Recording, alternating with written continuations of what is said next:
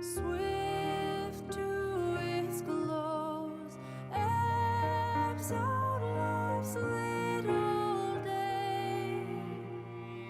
Earth's joys grow dim as glories pass away.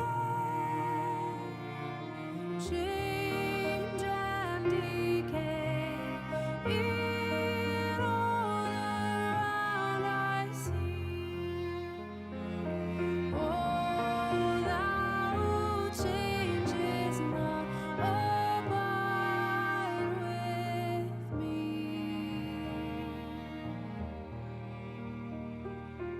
I fear no foe, with thee at hand to bless. Ills have no weight, and tears no bitterness. Where is death's sting? Where, grave, thy victory? I triumph still if thou abide with me.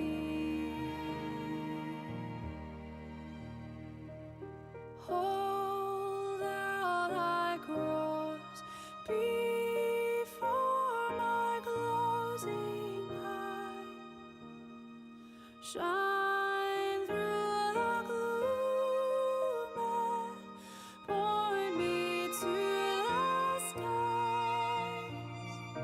Heaven's morning rays and earth's faint shadows flee.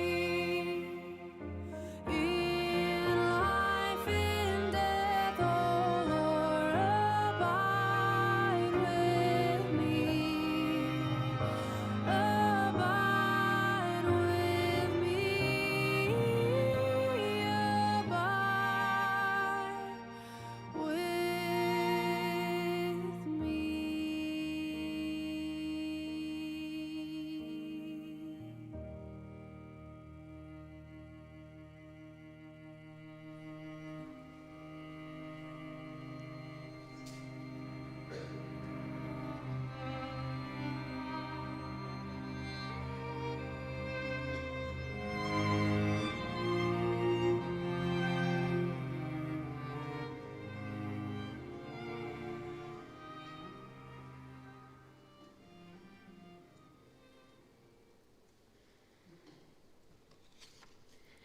There are some lives that are not measured in grand moments, but in the steady rhythm of ordinary days, in early mornings and long hours, in work well done, and in showing up again and again. Algie's life was like that, a life of movement, of trains and tracks, of journeys taken and stories gathered along the way. A life where the world was watched closely, noticed, and then shared, because he was a man who didn't just live life, he talked about it. He brought it to others. He made sure no moment went unspoken. And in that telling, there was connection, because Algie loved people. He loved a conversation, a laugh, a familiar face at the bowls club, a chat that might take 5 minutes or maybe an hour. He loved the simple things, the garden, his birds, the quiet satisfaction of time spent doing what he enjoyed. But above all, he loved his family. They were his constant, his pride, his greatest joy. And everything else, the work, the hobbies, the stories, they all sat around that. Today, we pause to honour a life that was full, not because it was loud, but because it was lived with heart. A life of presence, a life of loyalty, a life that leaves its mark in the people who knew him and the stories that will continue to be told. So good afternoon, everyone.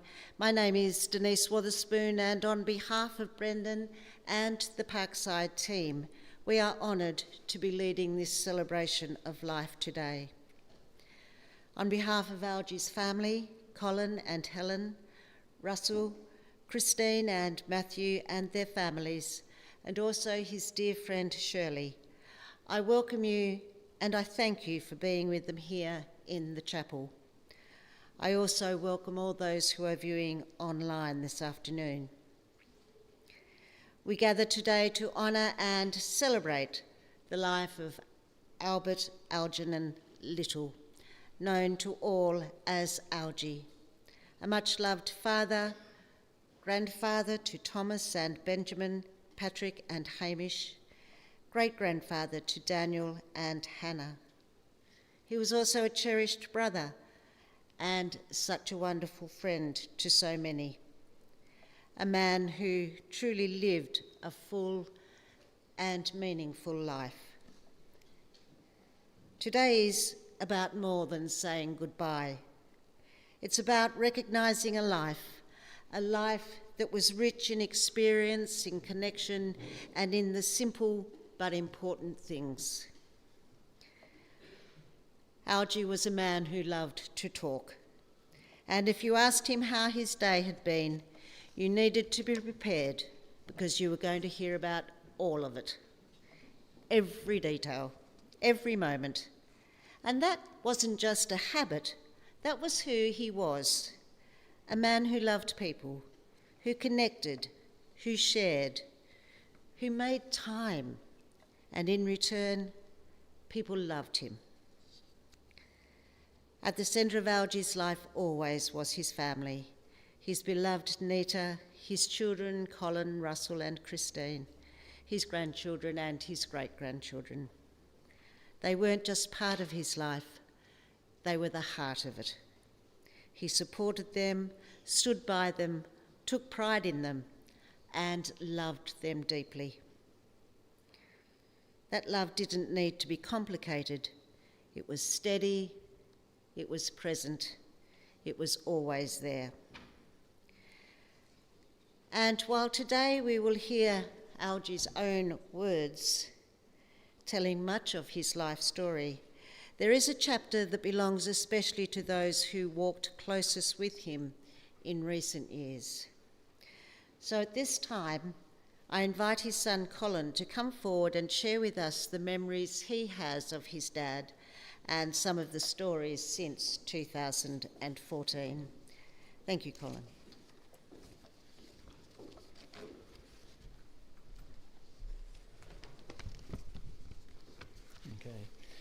Thanks very much, Denise, and thank you everyone for being here today to help us celebrate Dad's life. I'm not here to deliver Dad's eulogy.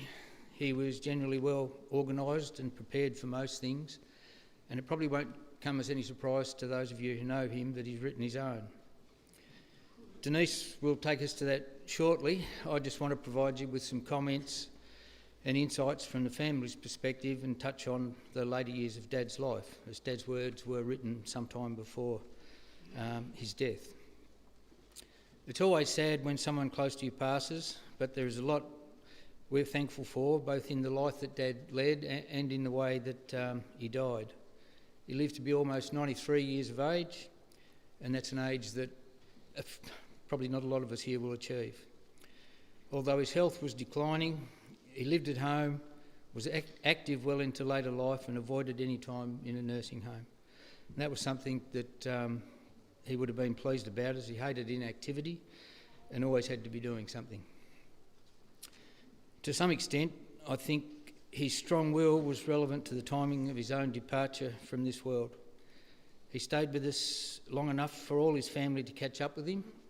In his last days, he held on to see Russell, who travelled from interstate to see him. And on that particular morning, despite being in decline, he got up quite early, dressed himself, and was eagerly awaiting his arrival.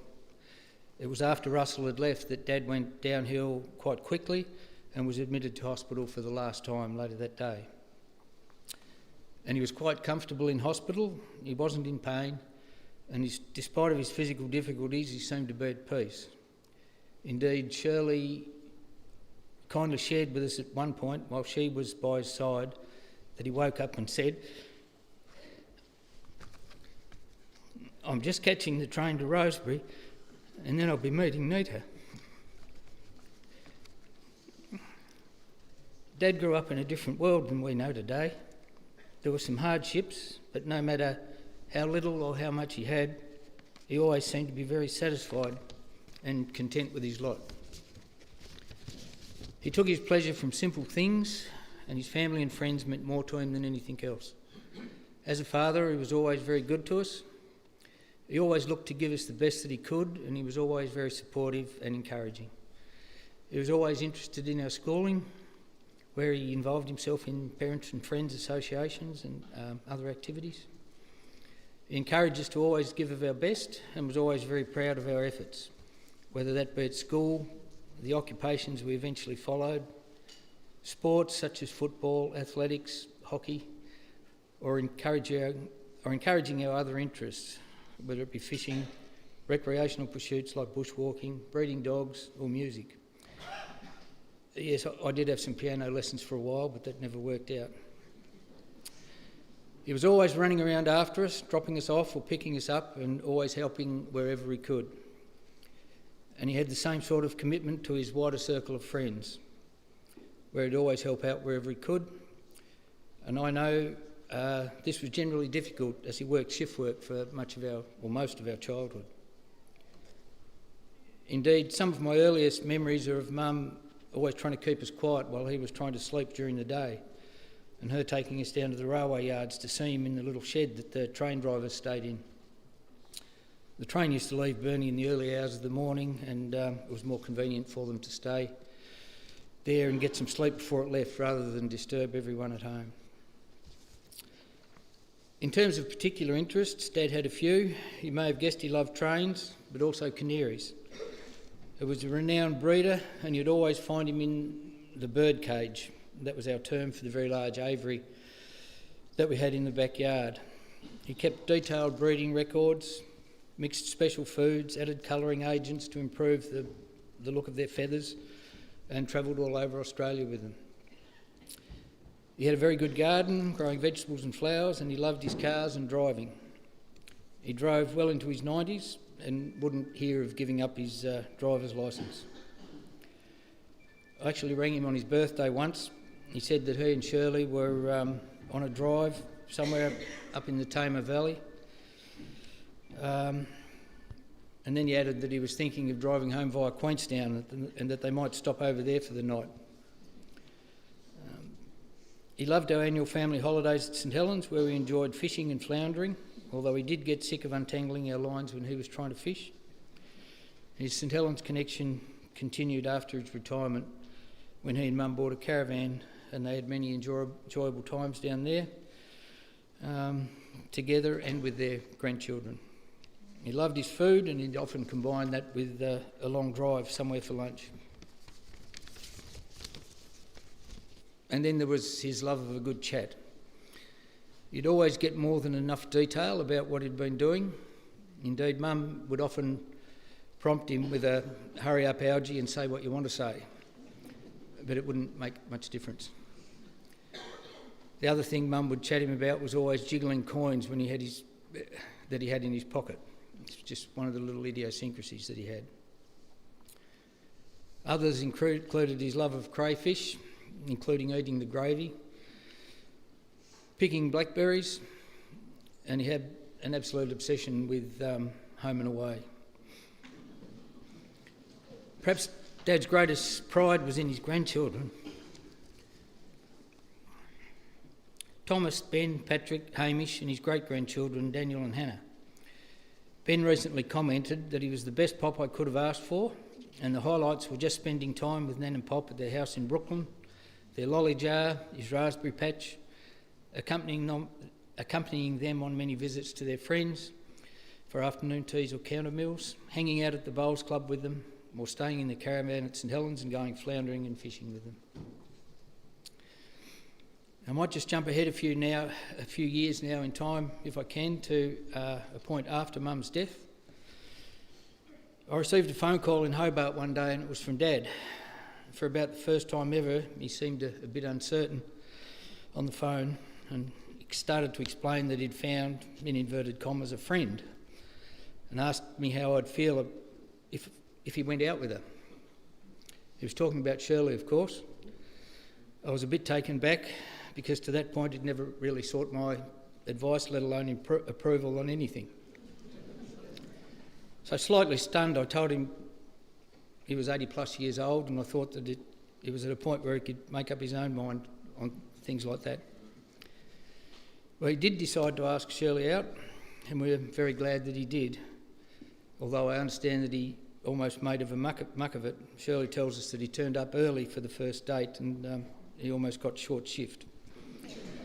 We're pleased though that he didn't. Shirley and Dad had recently both lost their former long-term spouses and they were a tremendous support for one another through difficult times. Shirley tells us that they'd talk together about the good times they had with their respective spouses, and they had many good times together and managed to get away on some great trips. They spent Shirley's 80th birthday at the Eiffel Tower on a trip through Europe, her 84th in Darwin, and also got to New Zealand and Western Australia.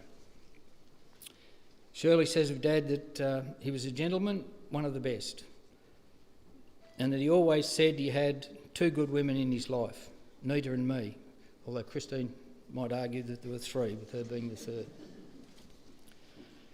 I know how difficult things have been for Shirley in the period Dad's health has been declining, and I also know how much Dad appreciated everything she did for him. When we'd see him, he'd often say, "My word, she's been good to me." So on behalf of the family, Shirley, I just wanted to say thank you for all you've done, and also to acknowledge the help and support provided by other members of your family. It's Rodney, Carol, Wendy, Leonie and Shari. Dad appreciated you all. And I'd also like to thank everyone else who helped Dad in his last days, especially Uncle Vern and Auntie Ruth and Rick Little. I'll now hand you back to Denise. Thank you, Colin. Those reflections remind us that life is not just what is written, but what is lived day by day, right to the very end. So before I begin Algie's story, there is something important to understand. What you're about to hear are largely his words, words he wrote himself back in 2014, not knowing when they would be read, but trusting that one day they would be. And I think that's something quite special, because today we're not just remembering Algie, we're hearing from him in his own way, in his own voice, with his honesty, his humour, and that very down-to-earth way of seeing the world. So as you listen, you might just hear him again in the stories, in the turns of phrase, in the moments that make you smile. So this is Algie telling his story. Albert Algernon Little, better known to us all as Algie, was born on the 9th of June 1933 in Zeehan, the eldest son of Molly and Gordon Little. His father was a railway ganger, and when Algie was just 1 year old, the family moved to Guildford before returning to Zeehan when he was 4, where he began school at West Zeehan. It was a long 2 miles from home to school, and there was not much transport in those days. If he was lucky, he might get a ride as far as the Cecil Hotel on a puffing billy heading out of Comstock Mine, or perhaps with Mr. Bob Archer on his horse-drawn night cart. They were, as he said, great times as a child, watching the tiny engines pulling logs to the sawmill and hauling mining equipment up Main Street. On special occasions, like the hospital ball, a passenger train would come through from Rosebery or Renison Bell. The children would gather in the dark, watching for the first signs of its approach. Not lights, but sparks, red sparks from the funnel and the glow of the firebox in the night. In 1945, the family moved to a farming property at Upper Gawler, but it was not an easy time. Mother was left behind in hospital for months, suffering from acute rheumatoid arthritis, and grandmother stepped in to care for us, for me and my baby brother Vern. For a time, things settled, but in 1948, after a serious farm accident left his father in hospital in Hobart in a full body plaster for 18 months, the farm was sold. Algie was attending Ulverston State School, but on the day he turned 14, he became a farm labourer to help support his family. The work was relentless. Up at 5 a.m, milking 12 to 16 cows by hand, cleaning the dairy, feeding pigs, then onto the tractor from 8 till 4. A short rest followed, and then it all began again. Cows, pigs, dairy, before tea at the end of the day. He earned 30 shillings a week, about $3 in today's terms. That chapter came to an abrupt end in March 1949 after a rather memorable morning involving pigs in the garden. After offering his thoughts on suitable punishment for the pigs, he returned to bed, and not long after, he packed his belongings, strapped a bag to his back, and rode his pushbike to Burnie. So ended his farming career. Within 3 days of arriving in Burnie on St. Patrick's Day 1949, his dream came true. He began work as an engine cleaner with the Emu Bay Railway Company. He was following family tradition. His grandfather, father, uncles, and a cousin had all worked on the railway. And it's worth noting here that many years later, Algie would pass away on that very same day, St. Patrick's Day. By May 1949, he was back in Zeehan, working on a new rail run, living at the Federal Hotel under the care of Mr. Bill Warford. He had his 16th and 17th birthdays there, and would later say he learned more about life in that time than ever since. He played football for Zeehan on Sundays, and through the week, he worked on the great engines he had once watched in awe. Returning to Burnie after a derailment in 1950, he became a fireman. Hard, hot work, especially for a teenager. He described it as a boy doing a man's job. They were long days, but good days. And he never forgot driver Alma Clark, who after cresting Kew Hill would open the firebox, stand before the flames and sing Rock of Ages, perhaps in thanks, or perhaps in hope of a safe run home. There were also close calls, a serious rail collision, another crash at Brooklyn Crossing, and during his national service, which he admitted was not a happy time, an accident on his motorbike left him badly injured and under hospital care. Even then, his stories carry that unmistakable tone, matter of fact, resilient, with just a touch of humour. In November 1953, he became engaged to the love of his life, Nita Jean Rogers. They married in April 1956 at the Presbyterian Church in Burnie and built their home in Brooklyn, where they would spend 58 years together. Together they raised their family, Colin, Russell and Christine, and were later blessed with grandchildren and great-grandchildren. Of all he achieved, this was what mattered most, seeing his children grow and lead fulfilling lives. In 1962, Algie began work in the boiler house at the APPM. He remained working there until his retirement in 1992. But beyond work, he found a passion that would define much of his life, bird breeding. Specialising in canaries, he became one of the top breeders in Australia, an all-breeds judge and a respected figure nationally. He travelled, exhibited and judged, and helped ensure Tasmania was recognised on the national stage. One of his proudest moments was managing the Australian Cage Bird Championship show in Launceston in 1991. He once won 6 Australian championships in one event, a record that still stands. And yes, he and his good mate Kevin celebrated that achievement right through the night. After 42 years in birds, he turned to lawn bowls, playing for Ridgely for nearly 2 decades, including 10 years as club president, and later with South Burnie. He was particularly pleased to play a game with his grandson Hamish in the South Burnie colours. The friendships he made there remained important to him, especially in later years. And then came the loss that changed everything. His beloved Nita passed away suddenly after 58 years of marriage. In his own words, "Part of me died that day too, and I will never be the same again."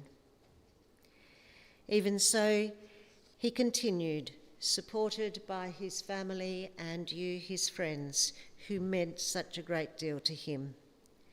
And he never forgot those who had walked alongside him in life, naming them, remembering them, and valuing them. And in his own final words, he says, "I have enjoyed my life and achieved so much, but this could not have happened without the love and support of my darling, darling wife. Please see that I am laid to rest with her. Don't grieve for me, as I was so happy to be part of your lives." Good bowling, Ridgely and South Burnie. And that is where his writing stopped. There's something very grounding about hearing a life told in the way Algie has done. No fuss, no embellishment, just a man telling his story as he lived it. And perhaps that's the gift that Algie leaves us all, a reminder that a good life isn't measured by grand moments, but in showing up, doing the work, loving deeply, and standing steady through whatever comes. He knew who he was. He knew what mattered. And he lived it every day. And now, having heard his words, we don't just remember him, we recognise him. And that is a very special thing. It was really important to Algie that his family and friends come together and celebrate his life by sharing a drink at his beloved South Burnie Bowls Club. The club is currently under renovation. However, as soon as the club is reopened, the family will make sure that his wish happens and you will all be invited. I received a tribute yesterday from a dear friend, Roseanne Howard, and I am honoured to present it on her behalf. Roseanne has written, Algie, Monday last week I got a call from you wanting to let me know you were very ill. You didn't want someone telling me before you. Thursday we decided if you were up to it, we would visit. My welcome was Shirley saying, "Hey Algie, your favourite person is here." I was glad to see you as you were me. So much so that you smudged your custard all over the shoulder of my cardigan when we hugged. For the hour that we were there, as tired as you were the Algernon that I loved. Talking, laughing, sharing the moment. I'm so glad I had the chance for you to be in high spirits because we were sharing our time together. I got word Tuesday morning that you boarded the train for the last time. I have known you a long time, Algie. We first met at the Bowls Club when Nita used to come watch, forever grateful for both your friendships. My favourite story of us that I have told many times. We were at the club, most likely after a game, us three sitting at the table when you tell me you have something in your car that I would be interested in seeing. I look at Nita and with a smile she says, "Go on." Next thing I'm in the back seat. Algie's in the front and he lifts up the console in the middle. He brings out 2 sherry glasses and a bottle of chocolate liqueur purchased from Dan Murphy's. So here we are in the car park at the Bowls Club doing shots of chocolate liqueur. It is something I will never forget. Rest easy, my friend. May the track have endless line. Roseanne.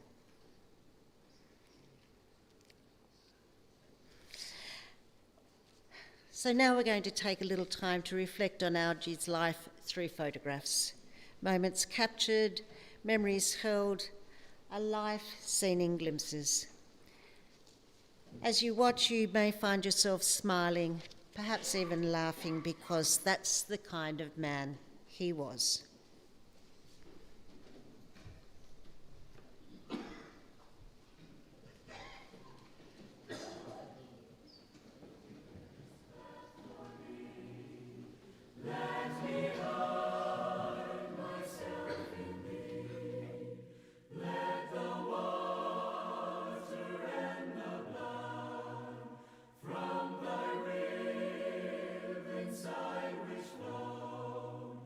Be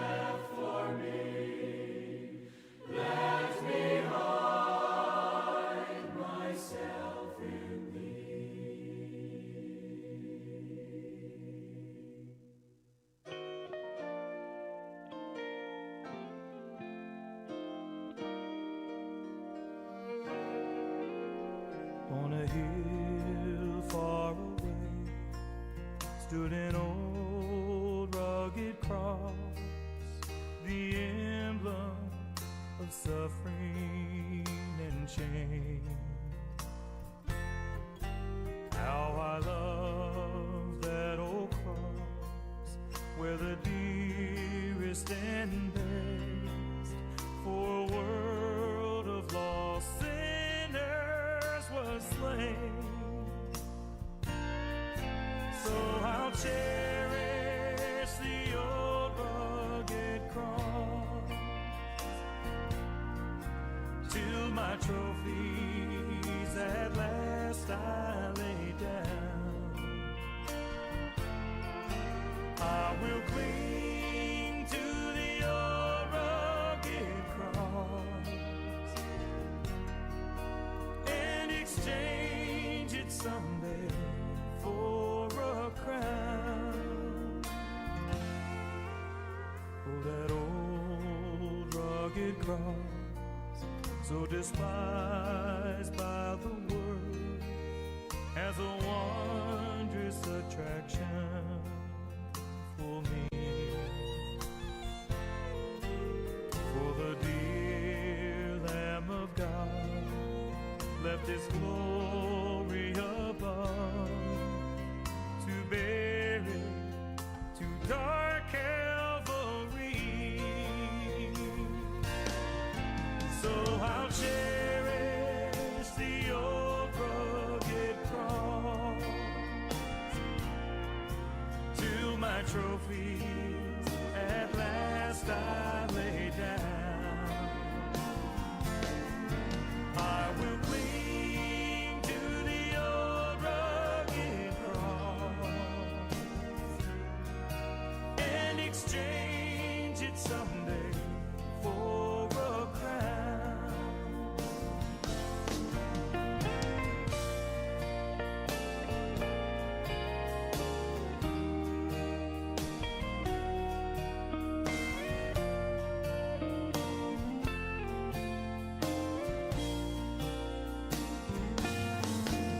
Then He'll call me someday to my home far away, where His glory forever I'll share. So I'll cherish the old rugged cross till my trophies at last I lay down. I will cling to the old rugged cross and exchange it someday for a crown. I will cling to the old rugged cross and exchange it someday for a crown.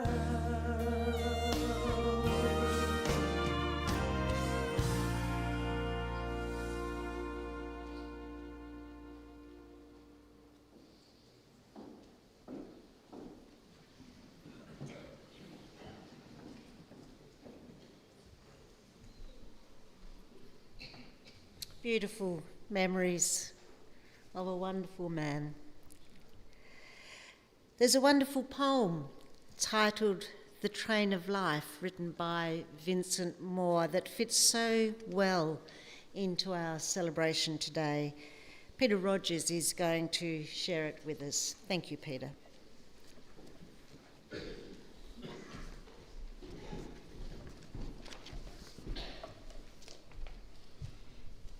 Afternoon, everyone. First up, this poem with the train connection happened by accident. I sent it through to Russell, Colin and Christine. And I was talking to Christine the other day and I'm going, oh shit, there's a train connection in that story, and I hadn't picked up on it. So, yeah, I hope you enjoy it.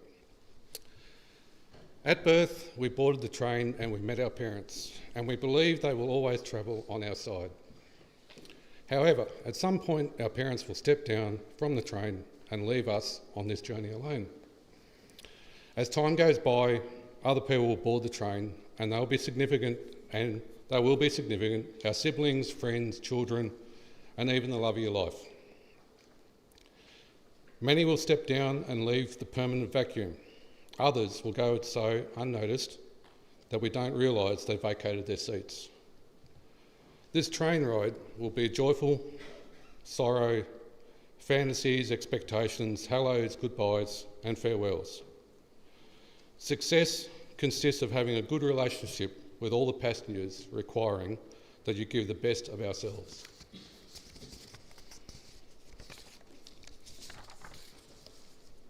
The mystery to everyone is that we don't really know which station we are going to step off on. So we must live our best way, love, forgive, and offer the best of who we are. It is important to do this because when the time comes for us to step down and leave our seat empty, we should leave behind beautiful memories for those who will continue to travel on the train of life. I wish you all a joyful journey on the train of life. Reap success, give lots of love. More importantly, thank God for the journey. And lastly, I thank you for being one of the passengers on my train. Hear, hear, Algie.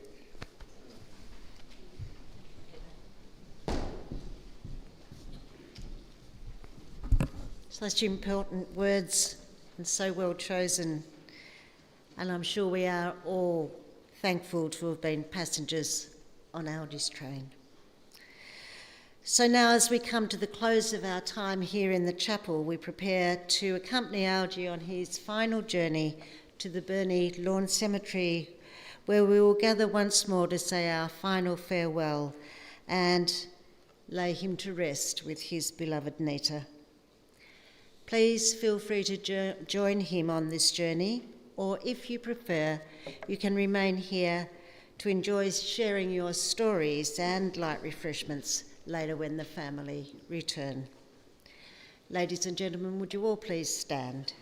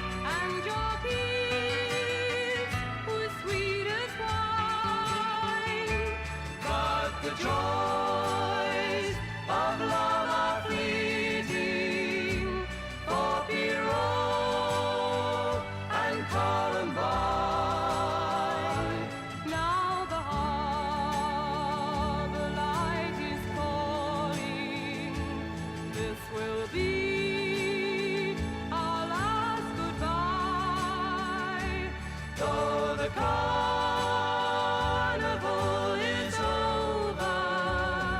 I will love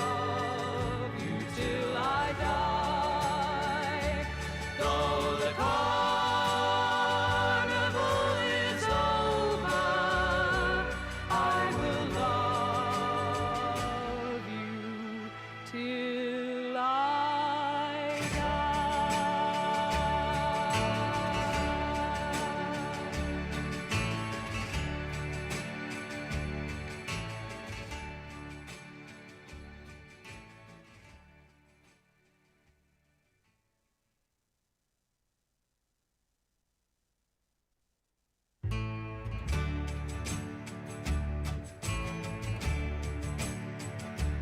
Say goodbye, my own true lover, as we sing a lover's song. How it breaks my heart to leave you, now the carnival is gone. High above, the dawn is waiting, and my tears are falling rain, for the carnival is over. We may never meet again. Like a drum, my heart was beating, and your kiss was sweet as wine. But the joy